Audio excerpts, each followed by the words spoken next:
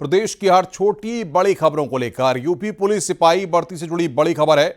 सिपाही भर्ती की लिखित परीक्षा की तारीख का ऐलान किया गया है। 8, 9 और 10 जून को लिखित परीक्षा होगी। दो पालियों में लिखित परीक्षा होगी। यूपी पुलिस में 32,689 पदों पर सिपाहियों की भर्ती होनी है। पुलिस पीएससी में कांस्टेबल और जेल वार्डर के पदों पर भर्ती होनी है। पुलिस भर्ती बोर्ड ने यह सूचना जारी की है। तो पुलिस सिपाही भर्ती से जुड़ी इस वक्त की बड़ी खबर हम आपको बता रहे हैं। ब्रेकिंग न्यूज इस वक्त की 8, 9 और 10 जून को लिखित परीक्षा होगी। ये इस वक्त की बड़ी खबर। दो पालियों में लिखित परीक्षा होगी। यूपी पुलिस सिपाही भर्ती से जुड़ी ये बड़ी खबर है। 8, 9 और 10 जून को लिखित परीक्षा होगी। यूपी पुलिस सिपाही भर्ती से जुड़ी इस वक्त की बड़ी खबर हमें जानकारी दे रहे हैं ऋषभ मणि त्रिपाठी हमारे संवाददाता फोन लाइन पर। ऋषभ, क्या जानकारी है? इससे पहले भी कई प्रतियोगी परीक्षाओं को लेकर के सवाल खड़े हुए थे, लेकिन अब यहां पर यूपी पुलिस सिपाही भर्ती परीक्षा की तारीखों का ऐलान किया गया है। जी अनुपम, देखिए 60,244 सिपाहियों की भर्ती पिछले साल संपन्न हो गई थी। उनकी ट्रेनिंग चल रही है। मई जून तक वो उत्तर प्रदेश पुलिस का हिस्सा बन जाएंगे ट्रेनिंग पूरी करने के बाद। और इसके बाद 2025 में ये भर्ती निकाली गई थी 32,679 पदों पर, जिसमें उत्तर प्रदेश पुलिस में सिपाहियों के पद पर भर्ती थी, कांस्टेबल के पद पर, पीएससी में कांस्टेबल के पद पर भर्ती थी और जेल महकमे में वार्डर के पद पर भर्ती थी। इसका ऐलान कर दिया गया था और इसके लिए आवेदन भी आ चुके हैं।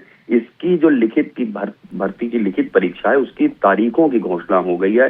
8 जून, 9 जून, 10 जून, ये 3 तारीख हैं जब इन 3 दिनों में दो पालियों में इस भर्ती की लिखित परीक्षा होगी। लिखित परीक्षा के बाद डीवीपीएसटी फिजिकल और उसके बाद उसका फाइनल रिजल्ट आएगा। तो भर्ती बोर्ड की भी पूरी कोशिश यही है कि 2026 में ही इस पूरी प्रक्रिया को संपन्न कराकर इनकी भी ट्रेनिंग शुरू कराई जा सके, ताकि जैसे ही मई जून में 60,244 सिपाही अपनी ट्रेनिंग करके पुलिस का हिस्सा बनेंगे, उसके 3-4 महीने के भीतर ही ये बैच जो 32,000 सिपाहियों का होगा, ये भी फील्ड में ट्रेनिंग के लिए आ जाए। अनुपम, बिल्कुल ऋषभ, बहुत बहुत शुक्रिया आपका हमारे साथ जुड़ने के लिए और विस्तार से जानकारी देने के लिए। सोनभद्र की साइबर क्राइम पुलिस को बड़ी सफलता मिली है। पुलिस ने महिलाओं को ब्लैकमेल कर वसूली करने वाले गिरोह का पर्दाफाश किया है। साइबर क्राइम टीम ने कानपुर से गिरोह के 4 सदस्यों को गिरफ्तार किया है। यह गिरोह एआई से बनाई गई न्यूड फोटो वायरल करने की धमकी देकर पैसा वसूली करता था। आरोपी खुद को सीबीआई अधिकारी बताकर फोन करते थे। गाली गलौज, जान से मारने और न्यूड फोटो सोशल मीडिया पर वायरल करने की धमकी देते थे। एक महिला की शिकायत पर इस गिरोह का खुलासा हुआ है। सोनभद्र में इस गिरोह की पीड़ित कई महिलाओं की जानकारी सामने आई है।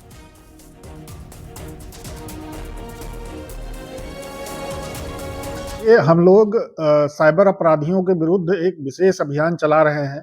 डीजीपी महोदय के निर्देशानुसार ये अभियान चल रहा है। इसी अभियान के अंतर्गत एक महिला है, कुमारी सुषमा गुप्ता, पुत्री संजीव गुप्ता, मेयरपुर की निवासी हैं। इनके द्वारा थाना मेयरपुर पर एक मुकदमा पंजीकृत कराया गया था 153/25, जिसमें इनके द्वारा आरोप लगाया गया था कि एक व्यक्ति, अज्ञात व्यक्ति, स्वयं को सीबीआई अधिकारी बताते हुए हमारे साथ गाली गलौज करता है, पैसे की मांग करता है और मोबाइल फोन हैक करके nude photo, AI generated nude photo डाल करके हमें जो है ब्लैकमेल करने की कोशिश कर रहा है। झांसी में पेट्रोल पंप पर कार सवारों ने लूट की वारदात को अंजाम दिया। कार सवार 6 लोगों ने पेट्रोल पंप पर पहुंचकर गाली गलौज और मारपीट की। उसके बाद पंप कर्मचारी से कैश लूटकर फरार हो गए। घटना सीसीटीवी कैमरे में कैद हो गई। मामला मोट कोतवाली क्षेत्र के अमरा हाईवे पर मौजूद पेट्रोल पंप का है। पंप मैनेजर की तहरीर पर पुलिस ने केस दर्ज कर लिया है। सीसीटीवी फुटेज के आधार पर पुलिस कार सवारों की तलाश में जुटी हुई है। सर अर्टिगा वाले लोग आए, उस अर्टिगा में 5-6 लोग थे। आके बदतमीजी की, लड़ाई हुई हमसे, उछीना झपटी में सर हमारे पैसे भी ले गए। कितने पैसे? 19,120 रुपए।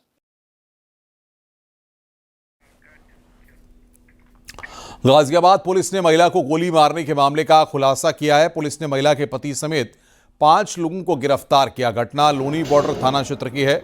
पत्नी के चरित्र पर शक की वजह से पति ने पत्नी के खिलाफ साजिश रची थी। आरोपी पति ने पत्नी को गोली मारने के लिए 50,000 की सुपारी दी थी। 25 जनवरी की रात संजू जब अपने पति हरिशंकर के साथ बाजार से लौट रही थी तो बाइक सवार बदमाशों ने महिला को गोली मार दी थी। महिला की हालत नाजुक बनी हुई है।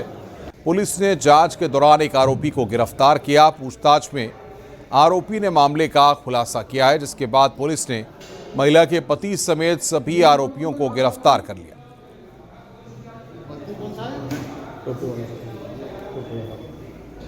26 को एक शंकर नामक व्यक्ति द्वारा सूचना दी गई कि मेरी पत्नी को कुछ अज्ञात व्यक्ति द्वारा गोली मार दी गई है। इस सूचना के आधार पर अभियोग पंजीकृत किया गया था और अपनी टीमें जो है उसको सीसीटीवी कैमरे के माध्यम से और हमारे जो सर्विलांस है उसके माध्यम से उनको ढूंढने का प्रयास कर रही थी। तो इसमें एक बाइक प्रकाश में आई जिसमें 3 व्यक्ति बैठे हुए थे। उनका जब पीछा किया गया तो उनमें से एक व्यक्ति विनीत नामक व्यक्ति है उसको पकड़ा गया। उससे जब पूछताछ की गई तो उसके द्वारा स्वीकार किया गया घटना कारित करना और उसके द्वारा बताया गया कि घटना कारित कराने वाला जो महिला है जिसको गोली लगी है उसके पति है हरिशंकर जिसका नाम है।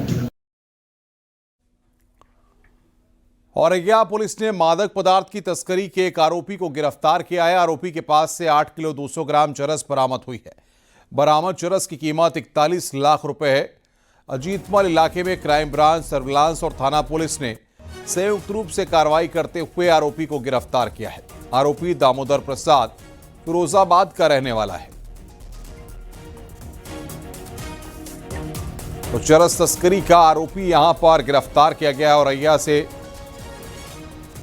आरोपी से 41 लाख रुपए की चरस बरामद की गई है।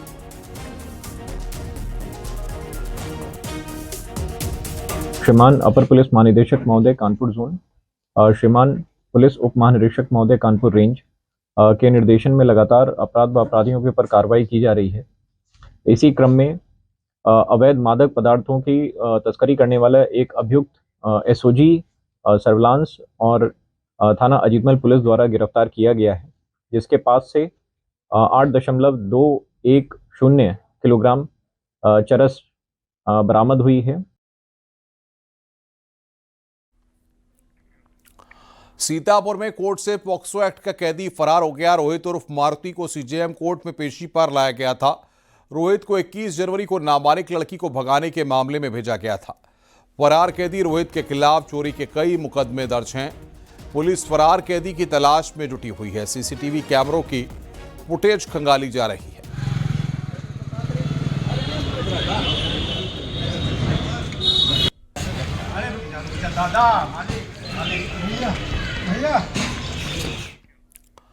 आगे बढ़ते हैं। सहारनपुर पुलिस ने करीब 3 करोड़ रुपए की ज्वेलरी चोरी का खुलासा कर दिया है। पुलिस ने 5 आरोपियों को गिरफ्तार किया है। आरोपियों के पास से करोड़ों रुपए के हीरे और सोने के गहने और कैश बरामद किया गया है। बरामद गहनों की कीमत करीब 3 करोड़ रुपए है। थाना सदर बाजार पुलिस और स्वाट सर्विलांस टीम को संयुक्त कार्रवाई में यह सफलता मिली है। 23 जनवरी की रात दिल्ली रोड पर मौजूद शोरूम में चोरों ने दीवार काटकर चोरी की वारदात को अंजाम दिया था। पुलिस ने आरोपियों को छोटी रेलवे लाइन, खलासी रेल लाइन के पास से गिरफ्तार किया है। पुलिस के मुताबिक आरोपी इरशाद उर्फ काला ने करीब 1 महीने कबाड़ी के वेश में शोरूम में रखी की थी। घटना वाली रात खराब मौसम का फायदा उठाकर उसने दीवार काटी और सीसीटीवी से बचने के लिए नकाब पहनकर शोरूम में दाखिल हुआ। पहचान छुपाने के लिए लंगड़ाकर चलने की एक्टिंग की। पुलिस इस गिरोह के नेटवर्क की तलाश में जुटी है। ये बहुत इंटरेस्टिंग मामला था। ये थाना सदर बाजार में जो ज्वेलरी शोरूम था कैरेट लेन का, उसमें 23 तारीख को जो चोरी की एक बड़ी घटना हुई थी, उसमें आज इसका खुलासा किया जा रहा है, जिसमें 5 अभियुक्तों को गिरफ्तार किया गया है। वह हीरे व सोने के आभूषण जो जिनकी मार्केट प्राइस MRP 3 करोड़ रुपए के आसपास बताई जा रही है, वो बरामद हुए हैं और साथ में 45,100 रुपए बरामद हुए हैं।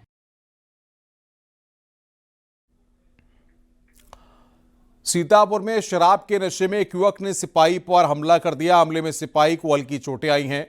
मामला शहर कोतवाली क्षेत्र का है। मारपीट की सूचना पर डायल 112 की टीम मौके पर पहुंची, जहां बीच बचाव के दौरान राजू नाम के शख्स ने सिपाही पर हमला कर दिया। लोगों ने आरोपी राजू को पकड़ लिया है। सिपाही पर हमला करने वाले आरोपी राजू को पुलिस ने हिरासत में लिया है।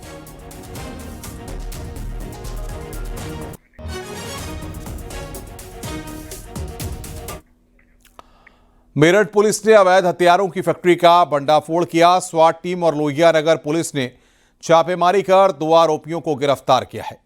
आरोपियों से बनी और अधबनी पिस्तौल बरामद हुई है। साथ ही भारी तादाद में तमंचा और पिस्तौल बनाने का सामान बरामद हुआ है। आरोपियों के मोबाइल से कई ऐसे बदमाशों की जानकारी मिली है जो इन लोगों से अवैध हथियार खरीदते थे। किराए पर गोदाम लेकर अवैध असलाह फैक्ट्री चलाई जा रही थी। खास बात यह है कि ऑन डिमांड और ऑनलाइन तर्ज पर अवैध हथियार बनाए जाते थे। पिस्टल 60,000 और तमंचा 10,000 रुपए में बेचा जाता था। हम कटर लेंगे क्या? स्वाट टीम को ये सूचना मिली कि थाना लोहिया नगर में एक गोदाम किराए पर लेकर वहां पर अवैध शस्त्र बनाने का काम चल रहा है। इस पर मोहल्ला ताज गार्डन में इस सूचना पर स्वाट टीम और थाना लोहिया नगर की टीम ने संयुक्त रूप से ये कार्यवाही की, जिसमें कि वहां पर अवैध पिस्टल निर्माण होते मिला और इसमें तकरीबन 7 बनी अधबनी पिस्टल बरामद हुई है। इसके साथ सैकड़ों की तादाद में इनका सामान बरामद हुआ है।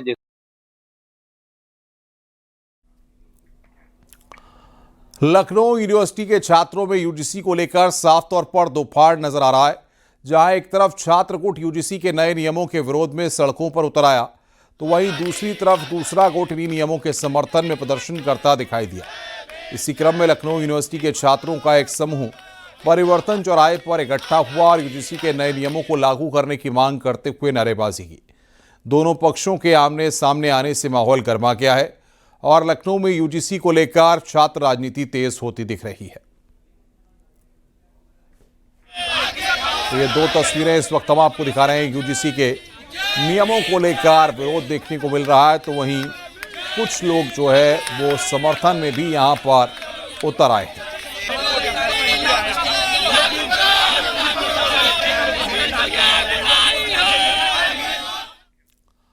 खबर लखनऊ से है। लोक भवन में सीएम योगी आदित्यनाथ ने सिंचाई एवं जल संसाधन विभाग के तहत बाढ़ सुरक्षा परियोजनाओं की समीक्षा बैठक की।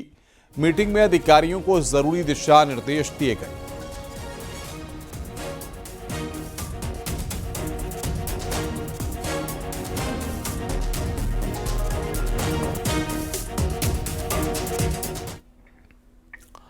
लखनऊ में फार्मा कॉन्क्लेव एक investment opportunities in Uttar Pradesh का आयोजन हुआ। इस कॉन्क्लेव का उद्घाटन मुख्यमंत्री योगी आदित्यनाथ ने किया। देश विदेश के फार्मा कंपनियों का जमावड़ा लखनऊ में लगा। योगी सरकार की कोशिश है कि यूपी को फार्मा का हब बनाया जाए, जिसके लिए फार्मा कॉन्क्लेव का आयोजन किया गया। इस मौके पर मुख्यमंत्री योगी आदित्यनाथ ने अपराधियों को चेतावनी भी दी। सीएम योगी ने कहा कि कुछ लोग पूछते हैं कि पुलिस ने गोली क्यों मारी। पुलिस गोली चलाएगी नहीं तो क्या गोली खाएगी? जो गलत करेगा वो भुगतेगा। 2017 के बाद से दंगे बंद हैं।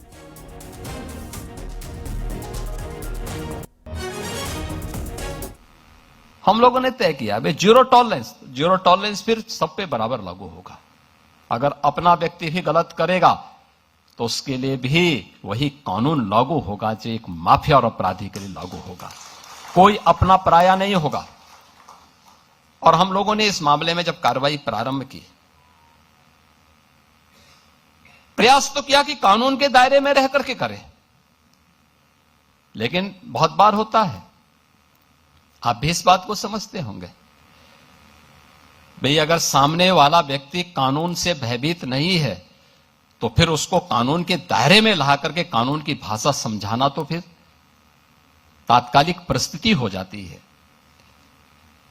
बहुत बार लोग टिप्पणी करते हैं कि पुलिस ने गोली क्यों मार दी। अगर पुलिस गोली ना मारी तो क्या पुलिस गोली खाए? ये दोनों काम एक साथ नहीं चल सकते। अगर उस अपराधी को गोली चलाने की स्वतंत्रता है तो पुलिस के पास भी हमने इसलिए पिस्तौल दी है कि वह भी उसके सामने उसका मुकाबला करे। उसका प्रशिक्षण इसी बात को लेकर के हो रखा है और उसको जिस भाषा में समझे उस भाषा में उसको समझाने का काम करे। इसी कार्यक्रम में उत्तर प्रदेश के मुख्यमंत्री योगी आदित्यनाथ ने भूमाफियाओं पर कार्रवाई को लेकर कहा कि मैंने पहले ही कहा था 24 घंटे का समय दे रहा हूं। उत्तर प्रदेश के अंदर जिस भी सरकारी भूमि पर किसी भूमाफिया ने कब्जा किया है उसको तत्काल छोड़ दें।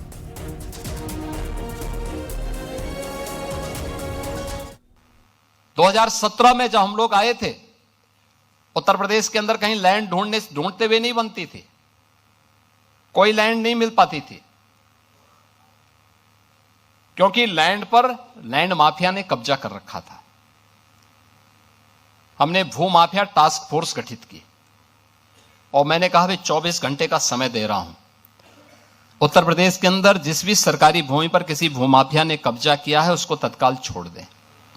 24 घंटे के बाद जब हम कार्रवाई करेंगे तो उसको जमीन तो छोड़नी ही पड़ेगी, लेकिन साथ साथ उसने जो कमाई की होगी उसको ब्याज सहित हम वसूली करेंगे।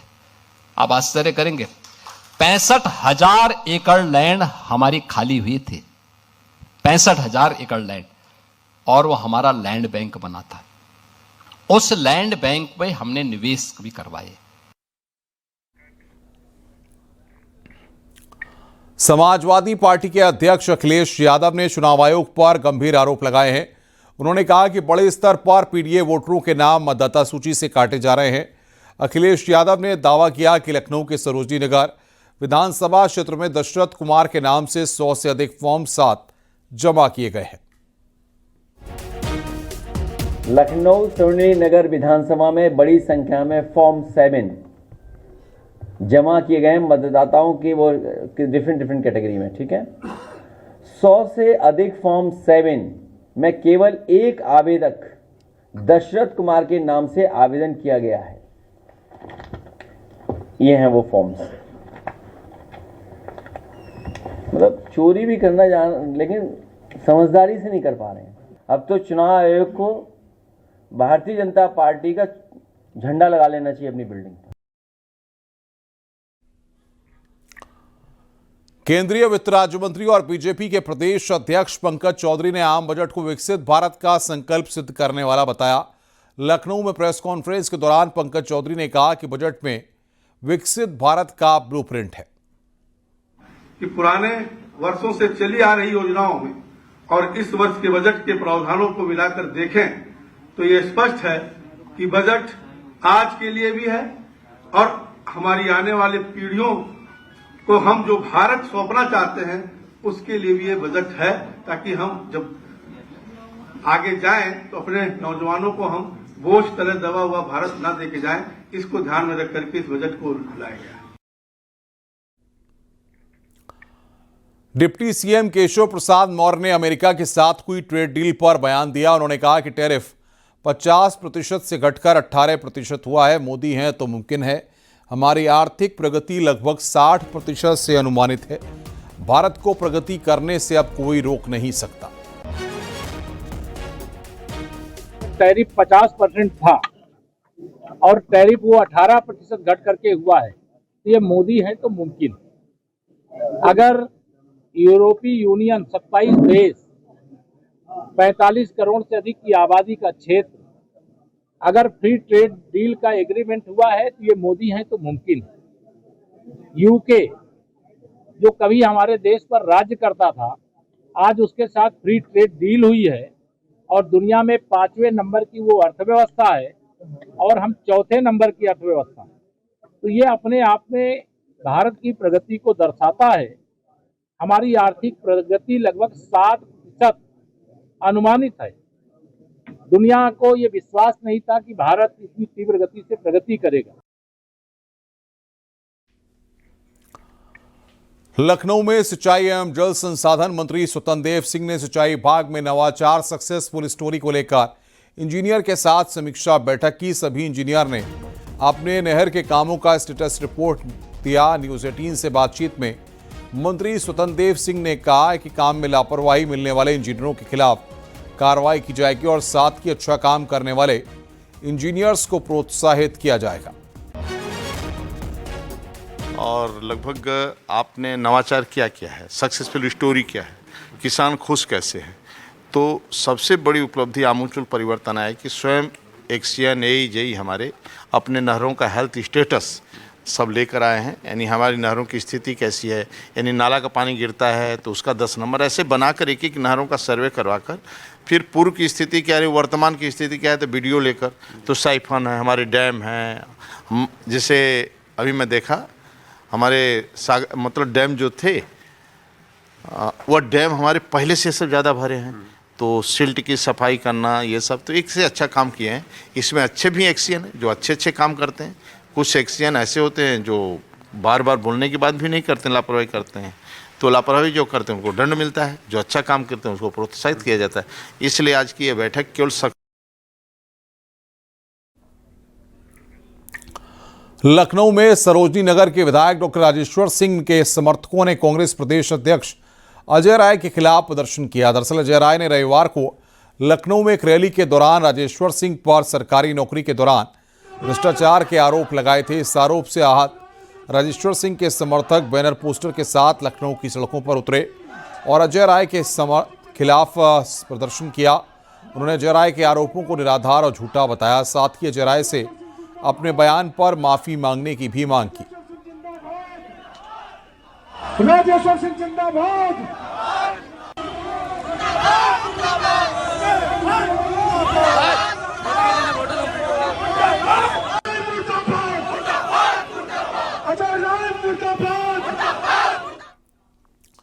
महोबा में कैबिनेट मंत्री स्वतंत्र देव सिंह का रास्ता रोकने वाले बीजेपी विधायक बृजभूषण राजपूत का विवादित बयान सामने आया। किसी को बंधक बनाना मामूली बात, विकास की बात कमरे में क्यों करूं, पहले वाला रूप आपने नहीं देखा। बृजभूषण ने स्वतंत्र देव का काफिला रोका था।